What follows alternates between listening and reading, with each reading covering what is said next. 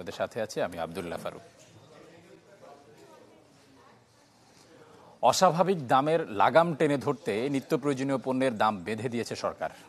এর মধ্যে রয়েছে সাম্প্রতিক সময়ে বাজার অস্থিতিশীলকারী আলু, পেঁয়াজ, চিনি, তেল ও ডিম। সচিবালয় বাণিজ্যমন্ত্রী জানান, প্রত্যেকটি পণ্যের উৎপাদন খরচকে আমলে নিয়েই এ মূল্য নির্ধারণ। এ সময় তিনি ডিম আমদানির ঘোষণা দেন। দীর্ঘদিন ধরে নিত্যপণ্যের আগুনে পুড়ছে জনজীবন। আমদানির পাশাপাশি নাগালের বাইরে চলে গেছে স্থানীয় পর্যায়ে উৎপাদিত জিনিসপত্রের দামও। পরিস্থিতির উন্নয়নে এবার বেশ কয়েকটি পণ্যের সর্বোচ্চ খুচরা দর বেঁধে দিল বাণিজ্য মন্ত্রণালয়। এর মধ্যে প্রতি কেজি আলু ৩৬ টাকা, পেঁয়াজ ৬৫, খোলা চিনি ১২০ ও প্যাকেট ১৩০ টাকা। একই সাথে বোতলজাত সয়াবিন তেল বিক্রি করতে হবে ১৬৯ টাকায়, আর প্রতিটি ডিমের দাম হবে সর্বোচ্চ ১২ টাকা। তবে ব্যবসায়ীরা এই দর না মানলে প্রয়োজনে আমদানির মাধ্যমে বাজার নিয়ন্ত্রণের ঘোষণা দেন বাণিজ্য মন্ত্রী। দেখেন, এমনি আমাদের যে ভোক্তা অধিকার তারা জরিমানা করতে পারে, তবে যদি মামলাও করতে পারে, আর যদি আমাদের মোবাইল কোর্ট হয়, ম্যাজিস্ট্রেট থাকে, তারা কিন্তু স্পটে জেলও দিতে পারে। তো আমরা অল আউট অ্যাকশনে নামব। এদিন সেপ্টেম্বর মাসের টিসিবির পণ্য বিক্রি কার্যক্রমের উদ্বোধন করেন বাণিজ্য মন্ত্রী। বলেন, যুদ্ধ পরবর্তী বৈশ্বিক অস্থিরতায় বেড়েছে সব ধরনের পণ্যের দাম। বৈশ্বিক কারণে দাম বেড়ে যাওয়ার ফলে আমাদের দেশেও তার দাম বেড়েছে। আমাদের মাননীয় প্রধানমন্ত্রী, যিনি যথেষ্ট অনুভব করেন মানুষের কষ্টের কথা, যার জন্য তিনি এই ১ কোটি পরিবারকে, ১ কোটি মানুষকে, মানে প্রায় ৫ কোটি মানুষকে এই সাশ্রয়ী মূল্যে খাবার দেওয়ার ব্যবস্থা করেছেন, যাতে করে তারা অন্তত কিছুটা হলে পরেও তারা সাশ্রয় পায়, কিছুটা রেহাই পায়। বরাবরের মতো টিসিবির মাধ্যমে স্বল্প মূল্যে বিক্রি হচ্ছে চাল, ডাল, তেল ও চিনি। কার্ডধারী ১ কোটি পরিবার পাচ্ছে এই সুবিধা। রাকিব হোসেন, চ্যানেল 24, ঢাকা।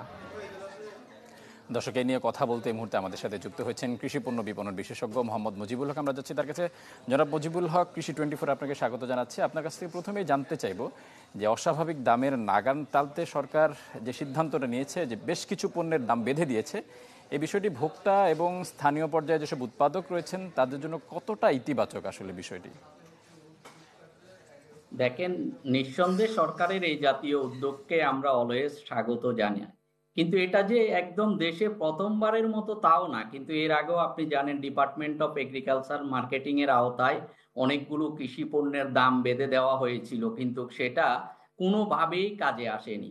দেখেন, আজকে মন্ত্রী মহোদয়, সচিব মহোদয়, বাণিজ্য মন্ত্রণালয়, ওনারা সচিবালয়ে সংবাদ সম্মেলন করে এই কৃষি পণ্যের দামগুলো বেঁধে দিয়েছেন, কিন্তু আমার প্রশ্ন হচ্ছে, এইখানে দুর্বল বাজার ব্যবস্থাপনা এবং আমাদের যে দুর্বল পলিসিগত দিক, এর কারণে এই জাতীয় ডিসিশনগুলো কার্যকরী হয় না। আপনি দেখেন, যদি আজকে কোনো এই ঘোষণাটা একটা প্রজ্ঞাপন আকারে আসছে কিনা, এবং এই প্রজ্ঞাপনটা সংশ্লিষ্ট এই কমোডিটিগুলোর সাথে যারা ব্যবসায় জড়িত তাদের কাছে এই প্রজ্ঞাপনটা গিয়েছে কিনা। যেমন আমি যদি মনে করি, আপনার এই কমোডিটিগুলোর সাথে জড়িত বিভিন্ন অ্যাসোসিয়েশন, মার্কেট ম্যানেজমেন্ট কমিটি এবং যারা এই জাতীয় পণ্যগুলোর নিয়ন্ত্রণ সংস্থা, অর্থাৎ এগুলোর দাম কি হবে না হবে, তাদের কাছে এগুলো গিয়েছে কিনা। সো যদি আপনি একটা সুনির্দিষ্ট নীতিমালার আওতায় এই কাজগুলো না করেন, তাহলে এটা কিন্তু কোনো কাজে আসবে না। এটা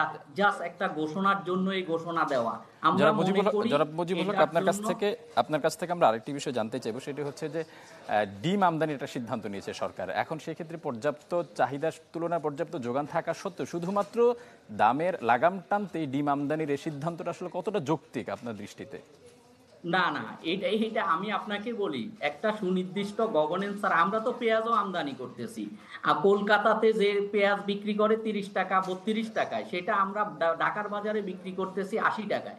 তার মানে কি, আপনাকে যদি একটা সুনির্দিষ্ট governance system, syndication, ethical business practice এবং সর্বোপরি যারা এই যে প্রোডাক্টগুলোর যে তথ্য, আমাদের চারদিকে তথ্যের গরমিলের কারণে আজকে এই সমস্যাগুলো, এগুলো আপনি সরকারই জানে না আসলে আমাদের আমদানি কতটুকু হচ্ছে, কতটুকু আমাদের স্টকে আছে, কতটুকু আমাদের হোলসেলে যাচ্ছে, এটার কোনো ট্র্যাকিং সিস্টেম নাই।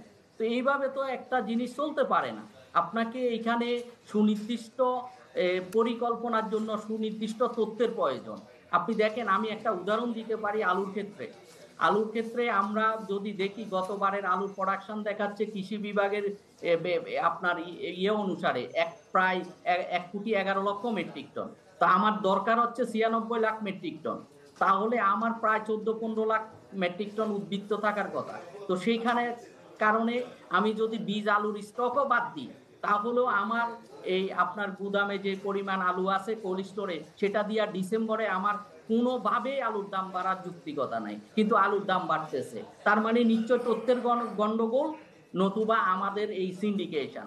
এই দুইটাকে ভাঙ্গার জন্য একটা স্ট্রং বাজার ব্যবস্থাপনা, গভর্নেন্স সিস্টেম এবং স্ট্রং রেগুলেটরি ফ্রেমওয়ার্ক, এই জিনিসগুলো ছাড়া আপনি কোনোভাবে এই বাজারকে কন্ট্রোল করতে পারবেন না। এটা ঘোষণার জন্যই থাকবে আমি মনে করি। জনাব মুজিবুল হক, আপনাকে কৃষি 24 পক্ষ থেকে অসংখ্য ধন্যবাদ।